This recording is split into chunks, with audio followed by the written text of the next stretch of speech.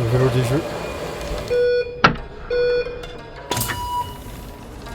Tous les petits plus, ça fera un gros plus à la fin et on sait que les autres nations aussi ont du bon matos, mais nous on a vraiment, je pense, l'un des meilleurs.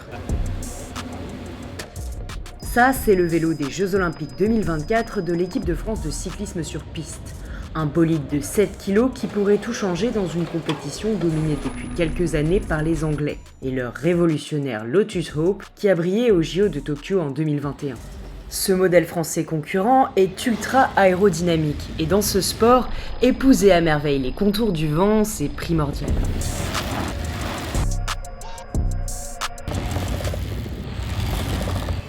Là, je suis en train de changer les pédales, c'est tout nouveau. C'est un excellent vélo qui est très rigide pour ce type d'épreuve comme la poursuite.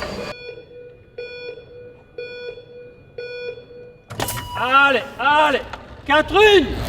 Ça fait depuis novembre qu'on a reçu les premiers vélos. On a eu des gains d'aérodynamisme et de gains en rigidité, ce qui fait que le vélo, quand il est lancé, par exemple en poursuite par équipe, c'est plus facile pour rouler vite, pour faire simple. Ça peut, sur la fin d'une poursuite, avoisiner près d'une seconde.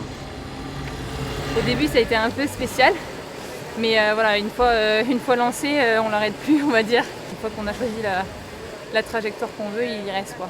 Révolutionnaire, on verra au jeu. Dès les premiers essais, j'ai dit tout de suite que c'était comme si j'étais sur un rail et que ça roulait quoi, tout seul. Il est forcément dur à lancer au début parce que il est plus lourd que l'ancien, mais c'est un coup à prendre et aujourd'hui, je pense qu'on l'a bien en main. Ce vélo est façonné entièrement en France chez Look pour les pédales et le cadre et L'Oriole sur Drôme pour les roues Corima.